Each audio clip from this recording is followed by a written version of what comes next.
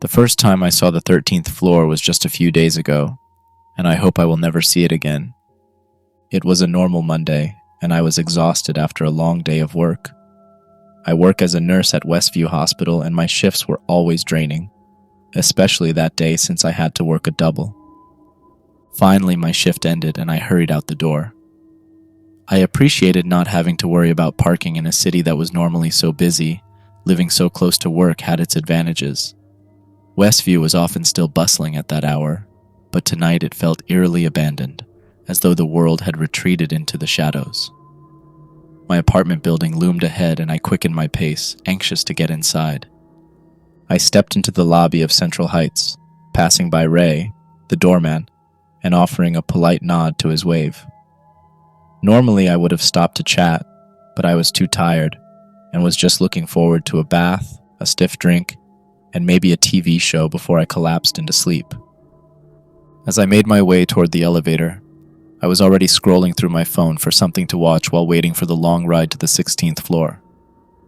I pressed the button and suddenly felt a strange sensation. The hair on my arms stood on end, and I felt like I was being watched. I glanced over my shoulder but saw nothing. No one was in the lobby. Ray was still at his station, absorbed in a novel.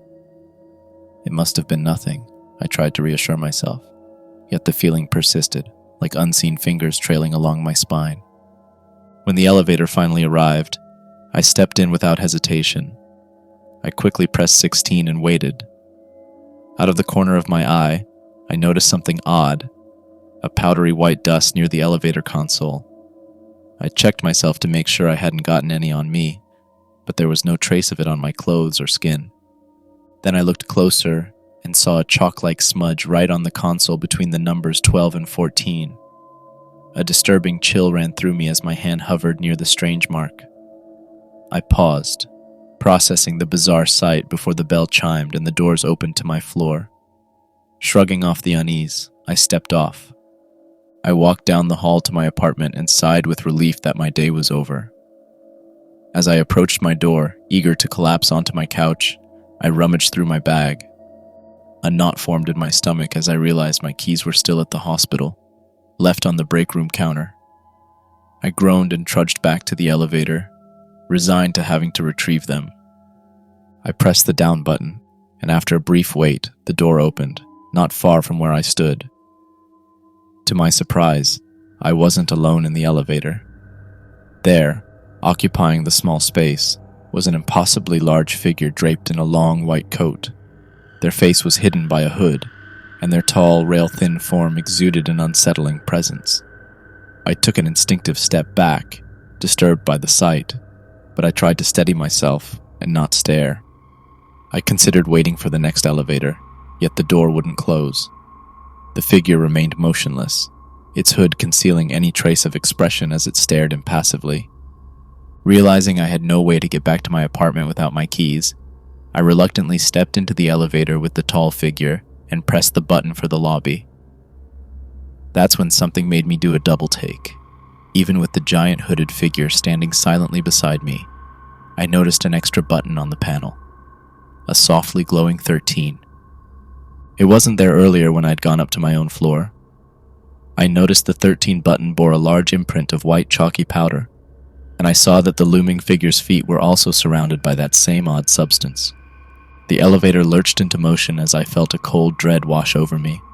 The buttons on the panel flickered in a strange, otherworldly rhythm as the elevator began its descent.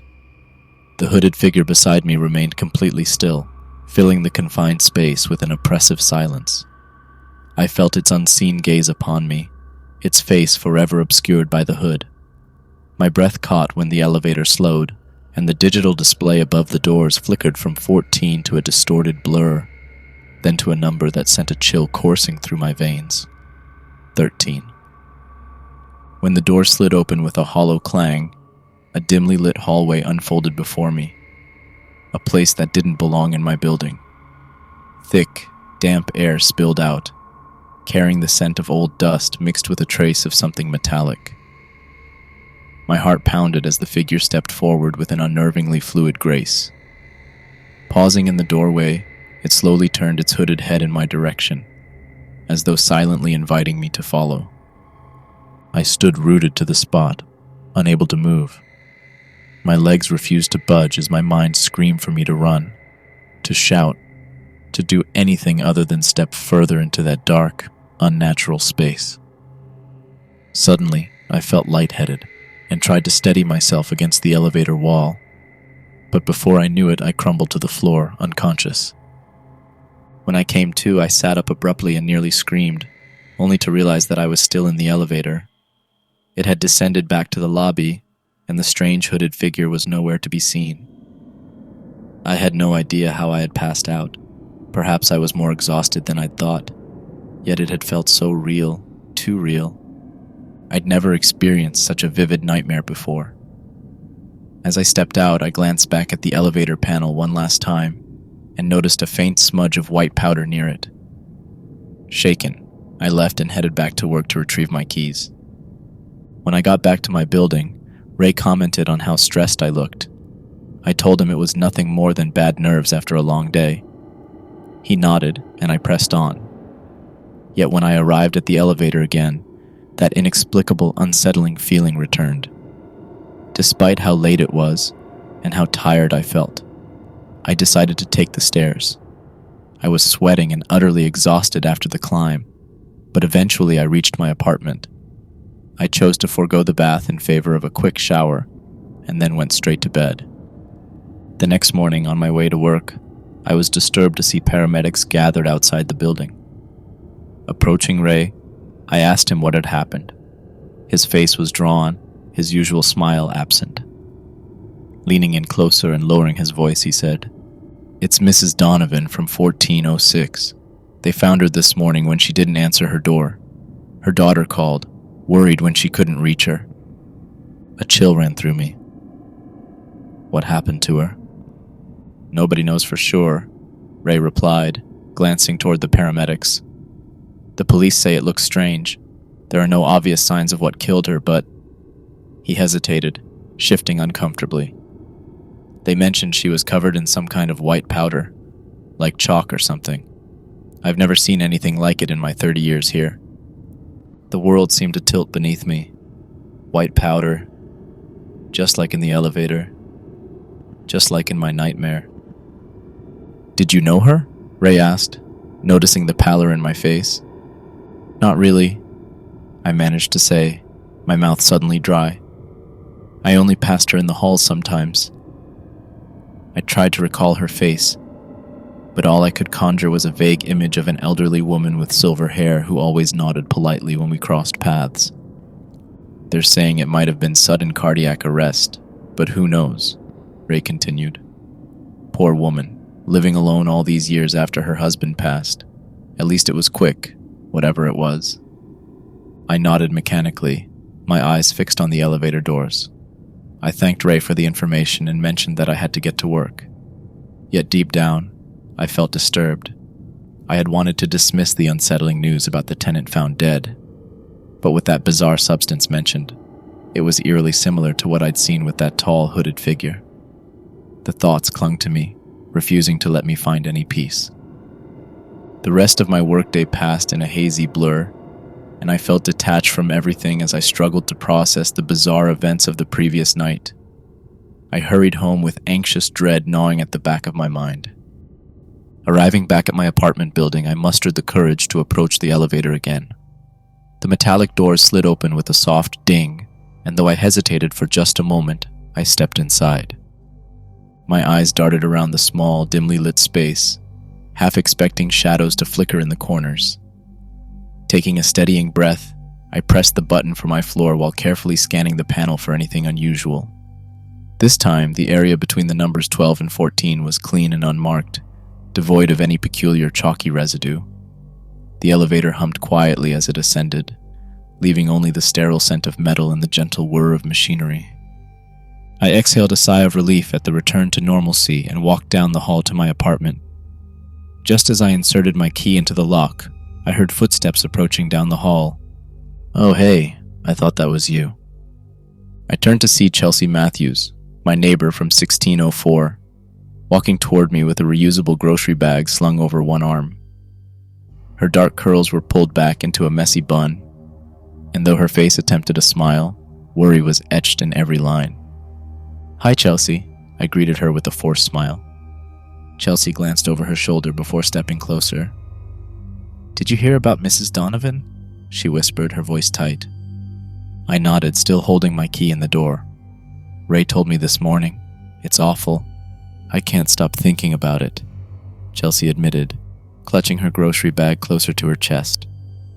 "I saw her just 2 days ago in the laundry room. She seemed perfectly fine, even talking about her granddaughter's ballet recital." A chill crept up my spine. "Did Ray mention the white powder they found?" Her eyes widened. "Yes! That's what's so strange. My sister works at the police station as a clerk, and she couldn't tell me much, but she said the investigators were baffled. It wasn't any kind of drug or poison they recognized, just this weird chalky substance all over her apartment." Her voice dropped even lower. "The medical examiner still hasn't determined a cause of death." My legs felt weak as I leaned against the doorframe. "That's disturbing." "There's something else," Chelsea confided, stepping even closer. "Mrs. Donovan mentioned something weird the last time I saw her. She talked about having nightmares of a tall figure in white visiting her at night." She shook her head. "I assumed it was just an old woman's imagination, but now—" The key slipped from my fingers, clattering against the hardwood floor, making Chelsea jump. "Sorry," I mumbled, as I bent to retrieve it with trembling hands. "Did she say anything else about this figure?" Chelsea furrowed her brow. "Just that it was impossibly tall and wore some kind of hood. She mentioned it even left marks on her floor like footprints or something." She shrugged helplessly. "I figured it was just her medication giving her vivid dreams." My mouth went dry. "And you said this was 2 days ago?" "Yeah," she nodded. "The day before she died." Studying my face, she asked, "Are you okay? You look a bit pale." "I'm fine," I lied, forcing myself to stand a little taller. "Just tired from work. These double shifts are killing me." I fumbled with my key once more. "I should get some rest." "All right then. Take care and stay safe. I'll see you around, and don't work yourself too hard." "Have a good rest of the night," Chelsea said, waving as she headed back to her own apartment. I stepped inside my apartment and released the breath I hadn't realized I was holding, my mind still echoing with all the disturbing things Chelsea had said about Mrs. Donovan and her untimely death. Pushing myself away from the door, I moved through my darkened apartment, flipping on lights as I went. The shadows seemed longer tonight, and the corners of my home appeared darker and more ominous. In the kitchen, I poured myself a glass of wine with shaking hands, spilling a few drops on the counter, though I didn't bother to wipe them up. The television droned on in the background as I curled up on my couch, wrapping myself in a throw blanket despite the warmth of the apartment. News footage of paramedics outside my building played silently, a reporter discussing the mysterious death of an elderly resident. I quickly changed the channel. Sleep proved impossible. Every time I closed my eyes, that hooded figure and the impossible 13th floor replayed in my mind. Chelsea's words about Mrs. Donovan's nightmares echoed incessantly. The same nightmares I'd had. The same figure I'd seen. Around midnight, I finally dragged myself to bed. I lay awake, staring at the ceiling and listening to the occasional creaks and groans of the building settling. My eyelids grew heavy despite my anxiety, and eventually I drifted into an uneasy sleep. I woke with a start, my alarm blaring beside me. For a moment, I felt disoriented, unable to tell if I had truly slept or merely closed my eyes for a few minutes. My body felt heavy and my mind foggy as I dragged myself out of bed and into the shower. The hot water did little to wash away my unease. As I dressed for work, I found myself continuously glancing toward my door, half expecting a knock or the turn of the handle. I chided myself for being irrational, but couldn't shake the dread that had firmly taken root in my mind. My morning routine took longer than usual. Every sound startled me. By the time I was ready to leave, I was already running late. I hesitated at my door, took a deep breath, and stepped into the hallway. The corridor was quiet, with morning light filtering through the windows at each end. I locked my door and headed toward the elevator, only to freeze mid-step. There, in the middle of the hallway, stood Chelsea. I recalled that she worked at a different hospital across town, yet she was in her hospital scrubs, though they looked rumpled, as if she'd slept in them. Her hair hung loose and tangled around her shoulders. "Chelsea?" I called out cautiously. "Are you okay?" She didn't respond at first, remaining perfectly still with her gaze fixed on the wall. Something about her unresponsive stillness sent a chill down my spine. "Chelsea?" I tried again, gently reaching out to touch her shoulder. At my touch, her head snapped toward me, but her eyes remained unfocused, gazing through me rather than at me. Her pupils were dilated and her face looked unnaturally pale. "It comes at night," Chelsea whispered, her voice raspy and strange. "The shadow of death. It wears white but leaves darkness. It marks them first. The 13th floor. It's waiting there." My blood ran cold. "Chelsea, what are you talking about? There is no 13th floor." "I saw it last night," she continued, her voice slurring slightly. "In the elevator. The button appeared. White dust. So cold." She shuddered violently. "It knows who's next." I gripped her shoulders, shaking her gently. "Chelsea, snap out of it." Blinking rapidly, Chelsea's eyes gradually focused. Color slowly returned to her face as confusion took over. She looked around, disoriented, before finally recognizing me. What? Why am I in the hallway?" she murmured, touching her forehead and wincing. "God, I have such a headache. Was I sleepwalking?" "I'm not sure," I said uncertainly, my eyes still fixed on her face. "You were just standing here talking about strange things." "What things?" she asked, frowning as she rubbed her temples. I hesitated before replying. "About a shadow of death and the 13th floor." Her eyes widened in disbelief. "I don't remember any of that." Glancing at her watch, she gasped, "Oh God, I'm late. I need to get to work." She hurried toward the elevator, then paused and looked back at me with an embarrassed smile. "Sorry about that. Must have been sleepwalking or something. Too many night shifts, you know." Before I could utter a word, Chelsea disappeared around the corner toward the elevator, and I stood frozen in the hallway, my mind racing. The coincidence was too overwhelming. Mrs. Donovan's experience, my own, and now Chelsea mentioning the same horrors. Later at work, I couldn't focus.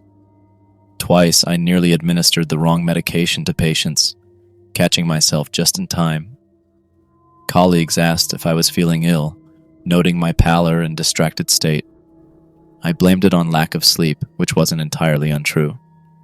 During my lunch break, I sat alone in the hospital cafeteria, picking at a salad that I had no appetite for. I pulled out my phone and searched for information about my building's history. Central Heights had been built in the 1970s and renovated in the early 2000s. Nothing unusual, a standard high-rise apartment building. I scrolled further until I stumbled across an old newspaper article about an architectural controversy during its construction. The original plans had included a 13th floor, but due to superstition, the developers had labeled it the 14th, skipping 13 altogether. What caught my attention was a small paragraph noting that the chief architect had either gone missing or died mysteriously before construction was completed. His body was never found either way. My hands trembled as I set down my phone. It couldn't be a mere coincidence. The rest of my shift dragged on endlessly. By the time I clocked out, darkness had fallen and a fine mist hung in the air, diffusing the streetlights into hazy orbs. I considered taking a different route home, maybe even staying at a hotel for the night, but the thought seemed ridiculous in the rational light of the hospital lobby. I pulled my coat tighter around me and stepped out into the night. The walk home felt longer than usual, each shadow making my heart skip a beat. When I finally reached my building, I noticed Ray was gone for the day, replaced by a night doorman whose name I couldn't recall, and who barely looked up from his phone as I entered.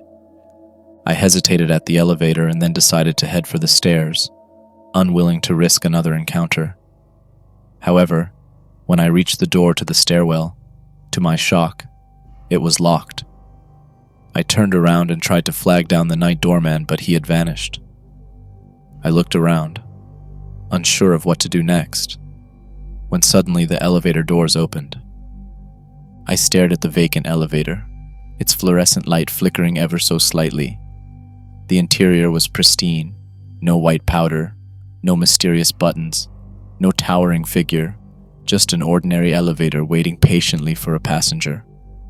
Rational thought urged me to step inside, especially since the stairwell was locked and I needed to get to my apartment.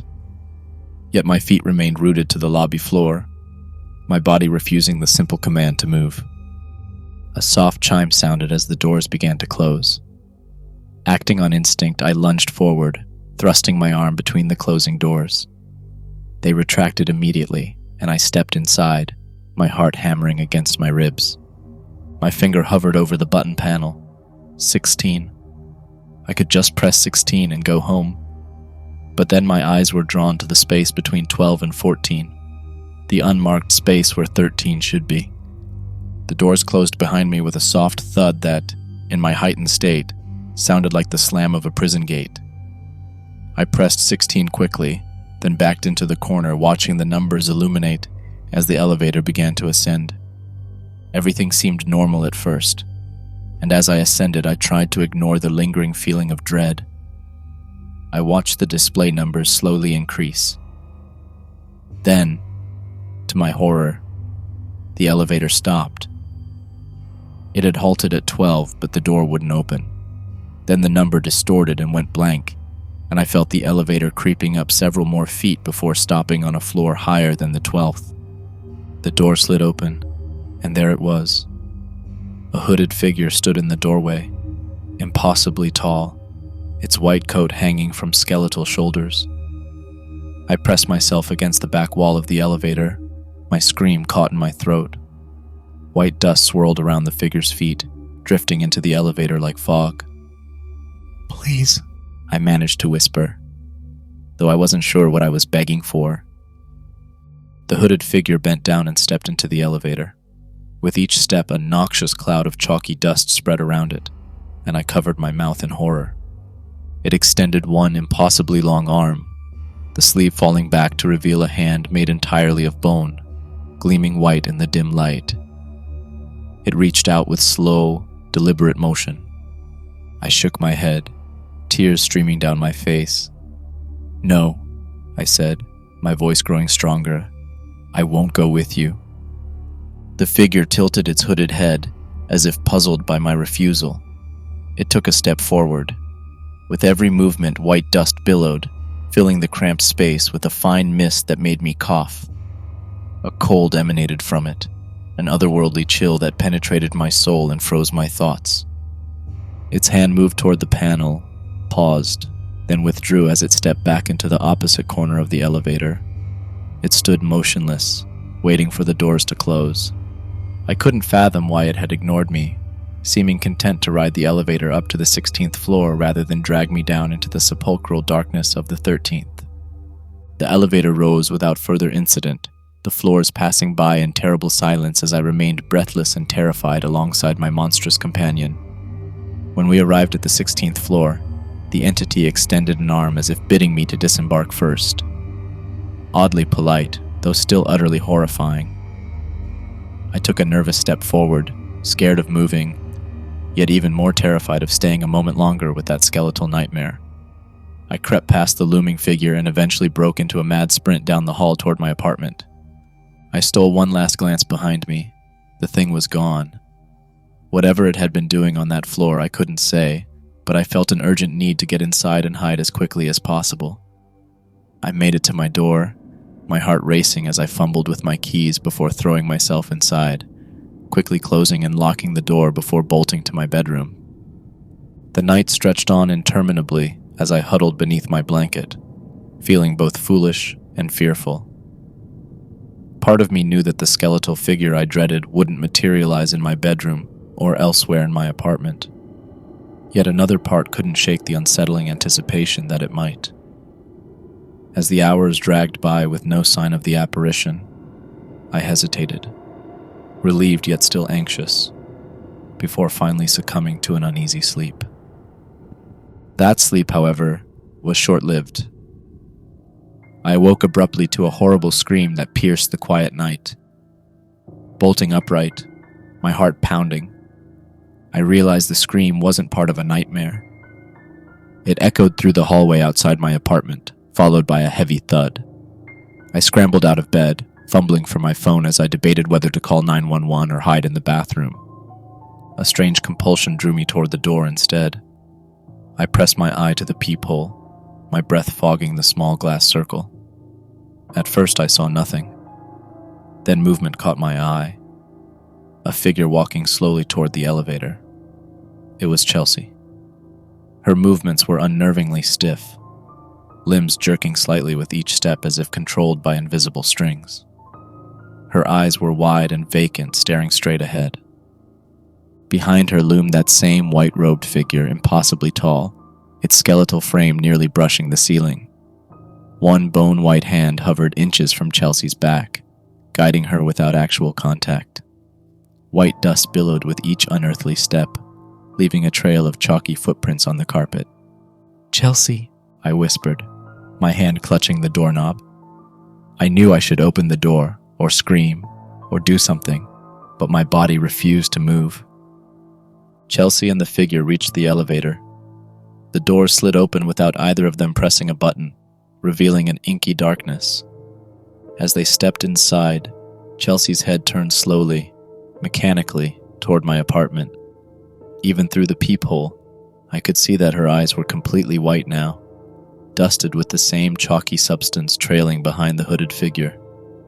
Our gazes locked for one terrifying moment before her face went slack again, and she and the figure stepped into the elevator. The doors closed with a soft chime that seemed disturbingly ordinary amid the horror. I stumbled backward from the door, my legs giving out as I collapsed onto the floor, my breath coming in short, painful gasps. Chelsea, the figure, was taking her to the 13th floor, just as it had tried to take me.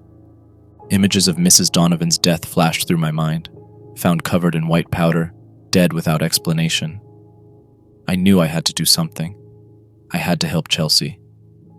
With trembling hands, I dialed 911, but the call wouldn't connect. My phone showed full service, yet the call failed repeatedly. Frustrated, I tossed the useless device onto the couch and scrambled to my feet, pulling on a sweatshirt over my pajamas and shoving my feet into sneakers. The rational part of me screamed that I should stay inside, lock the door, and wait until morning. But Chelsea was my neighbor, and I had to try and do something. I grabbed a kitchen knife, fully aware that it would be useless against whatever that thing was, yet clinging to the faint feeling of security it provided. I flung open the door and stepped out into the hallway, my heart hammering against my ribs. The corridor was empty now, but a ghostly trail of white powder led me to the elevator. Clutching the knife in my sweaty hand, I followed the shimmering, luminescent powder on the carpet. When I reached the elevator, I saw the doors still closed, and the indicator light paused between floors. My finger hovered over the call button. Was I really doing this? Was I truly going to follow that thing to wherever it had taken Chelsea? Before I could decide, the indicator light began to move again. The elevator was coming back up. I ducked behind a decorative plant in the corner, crouching low as the elevator chimed its arrival. The door slid open, revealing an empty car. No sign of Chelsea or the figure, just more of that white powder dusting the floor. I approached slowly, knife extended before me. The elevator's interior had a thicker layer of the powder, swirling gently as if disturbed by an unseen breeze. Something compelled me forward, not curiosity, but a desperate need to find Chelsea and rescue her from whatever fate had befallen Mrs. Donovan. I stepped inside, my shoes leaving prints in the dust. The doors closed behind me, and I realized I hadn't pressed a button. The panel remained dark. No, I whispered to myself. I was too late. The only trace left was the eerie powder shaped like a skeletal finger pressed on the section between the 12 and 14 buttons. I stepped off that horrific elevator and walked numbly back to my apartment, praying that all of this was just a terrible dream. The next day, my greatest fears were confirmed. I rushed downstairs as quickly as I could, and upon emerging in the lobby, I saw the police and paramedics gathered outside the building. My heart sank. Ray was back at his post, and noticing my horrified expression as I appeared in the lobby, he confirmed the truth I had been dreading. With an ashen face, he said in a low voice, "Found her in the hallway this morning, just like Mrs. Donovan. No signs of a struggle, no obvious cause." Leaning closer and glancing around the empty lobby, he added, "And that same white powder all over her. The police are saying it might be some kind of toxic substance in the building. They're bringing in specialists today." I gripped the edge of Ray's desk to steady myself. "Are you all right?" he asked, concern deepening the lines on his weathered face. "You look a bit shaken." "I'm fine," I lied, the words tasting like ash in my mouth. "Just shocked. I talked to her yesterday. She seemed fine." Ray nodded solemnly. "They're saying it might be some kind of chemical hazard. Management's called an emergency meeting tonight. They are trying not to freak people out." He hesitated, then added quietly, "Between you and me, I've been working here for 16 years. I've never seen anything like this. 2 people in 1 week, under the same mysterious circumstances." "Has anyone else reported anything unusual?" I asked in a barely audible whisper. "Anything about the building? The elevator?" Ray's expression shifted subtly. "Funny you should ask. Mrs. Henderson from 1202 mentioned something about the elevator stopping on a floor that doesn't exist." He shook his head. "I told her she must have pressed the wrong button or imagined it. 13th floor superstition gets to people. This building is old enough to have its quirks." I nodded mechanically. Someone else had seen it. I wasn't losing my mind. "Ray," I said carefully, "have you ever noticed anything strange about the elevator? White powder, maybe? Or unusual people using it late at night?" Ray's eyes sharpened as he studied me. "Why do you ask?" "Just curious," I offered, my attempt at casual conversation failing miserably.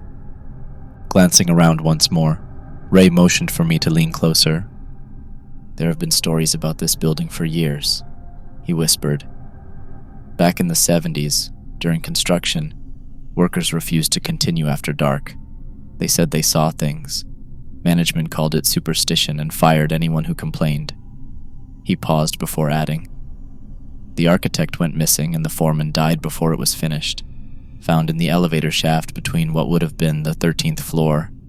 Covered in white powder," I murmured, finishing for him. His eyes widened and he nodded slowly. For a long, heavy moment, Ray was silent. Finally, he sighed, his shoulders slumping. "I've worked here for 16 years. I've seen residents come and go. I've watched this building age. 3 years ago, the night janitor quit without notice, left his keys, his uniform, everything. He just disappeared. Before he left, he told me something I've never forgotten." He swallowed hard. "He said he'd seen death itself in the service elevator wearing a heavy white coat." A chill ran down my spine. "And did you believe him?" "I didn't," Ray admitted. "I thought he was hitting the bottle too hard, but then..." He trailed off, glancing toward the bank of elevators. "I've seen things too. Glimpses. Shadows where there shouldn't be shadows." "Why haven't you left?" I asked quietly. Ray's expression hardened. "This is my home. It has been for a long time. Whatever's happening, I'm not letting it chase me away." He straightened, returning to his professional demeanor. "You should be careful. Maybe stay with family for a few days until they figure out what's going on." I nodded, though I knew no investigation would uncover the truth. What was happening defied all rational explanation. "Thank you, Ray," I said, turning toward the door. "I'll be careful." I briefly considered taking the day off from work, but I decided against it since I figured I could use the distraction to ignore the insanity swirling around me there. At the busy hospital, I almost forgot the horrors of the night before, but as my shift ended, the dread of returning home settled over me. I lingered for a while, making small talk with colleagues who were just starting their shifts, anything to delay the inevitable.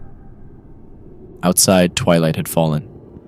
The streets were quieter than usual, or perhaps it only seemed so to me as each echoing footstep counted down the moments until I got back to my home. Central Heights loomed ahead, its windows lit against the darkening sky. How many residents had no idea what lurked between the floors? How many came and went, oblivious to the horror stalking the hallways at night? As I approached the entrance, I noticed a small crowd gathered outside. Police tape cordoned off part of the sidewalk, and officers were speaking with some residents. An ambulance idled nearby, lights off but doors open. "What's happening?" I asked a pale-faced woman hovering at the edge of the crowd. The woman turned and said in a shaky tone, "Another one. Mrs. Henderson from 1214. Found her in the stairwell about an hour ago." My blood ran cold. Mrs. Henderson, the same woman Ray had mentioned who'd seen the 13th floor. My legs nearly gave way. "White powder?" I asked, already dreading the answer. She nodded. "That's what they're saying. Just like the others. 3 deaths in 1 week. People are talking about moving out." I pushed through the crowd toward the entrance. Ray wasn't at his post, probably being questioned by the police, and the other night doorman looked visibly shaken.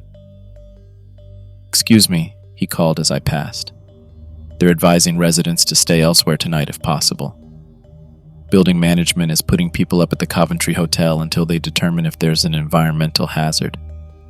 "Thanks," I mumbled in a terrified daze. I wasn't in any mood to argue.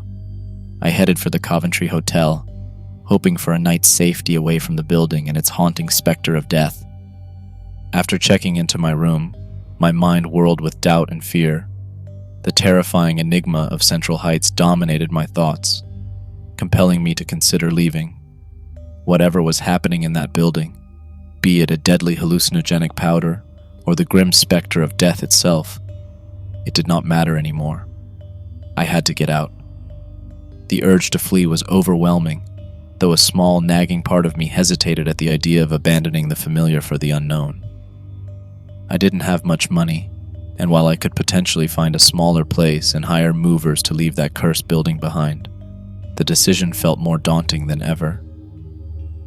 I eventually resolved to leave and find someplace else to live. It was a hasty decision, but I grimly speculated that it might be a life or death situation, and I shuddered at the thought of the people I knew who had already been taken. With that resolution, I tried to settle down, and at last, I fell into a relatively comfortable sleep. Then, as if in the very next moment, my eyes snapped open in a flash. To my horror, I was alone in the elevator. White dust was everywhere on the floor, swirling in the air, coating my skin. The numbers on the panel flickered, and a single glowing button remained, 13. I hadn't pressed it, but the elevator moved anyway, descending to a floor that shouldn't exist. When the doors opened, I didn't see a hallway, but a vast, cavernous space. White dust drifted like snow in stagnant air. In the center stood that hooded figure, even taller than before, its skeletal hands extended toward me. At its feet lay 3 bodies, Mrs. Donovan, Chelsea, and Mrs. Henderson, their skin bleached white, eyes open yet unseeing. Behind the figure, more shapes emerged from the swirling dust. Dozens, hundreds of them, all victims of the thing that dwelled between floors, and it was waiting for me to join them. Despite my overwhelming horror, a strange compulsion tugged at me, defying all logic. Before I could resist, my feet moved on their own, carrying me toward the morbid sight.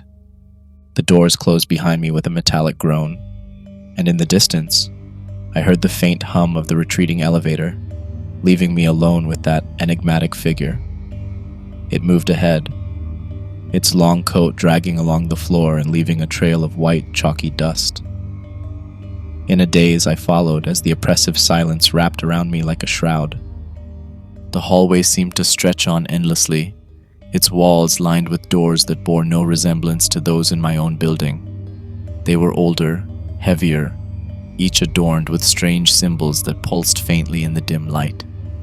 Abruptly, the figure halted, tilting its head slightly as if straining to listen to something. I strained my ears, desperate to catch any sound, but only near silence met me. Then, almost imperceptibly at first, I began to hear a faint whisper, soft and indistinct, steadily growing louder. The sound sent shivers down my spine, completely out of place in that world.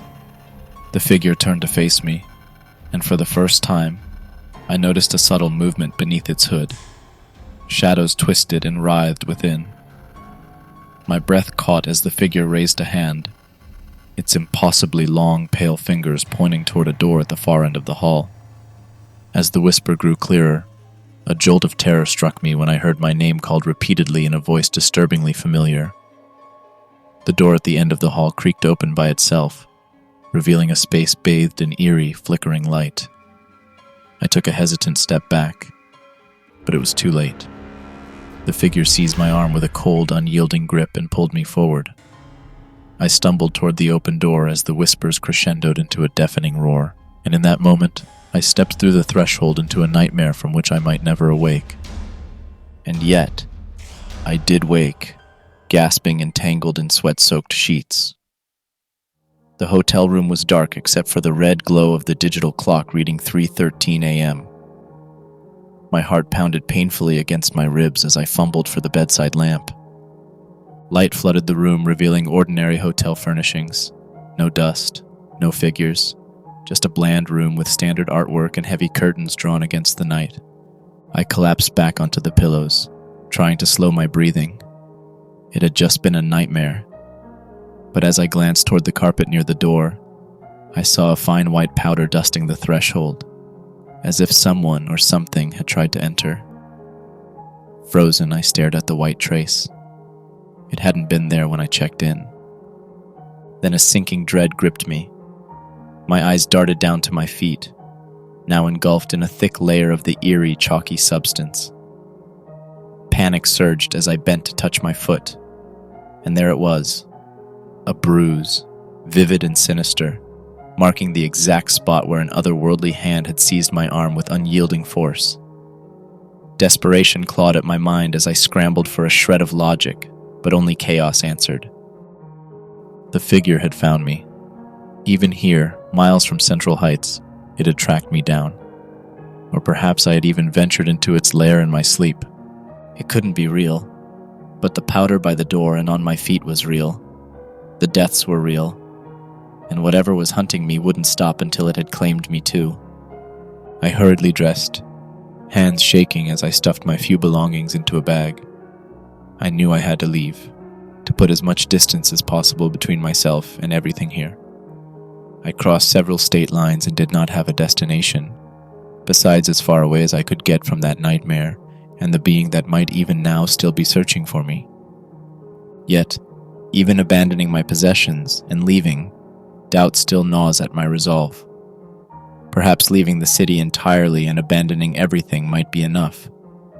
But deep down, I wonder whether it could ever be enough. I don't know if I can ever outrun the shadow of death itself that haunts the 13th floor.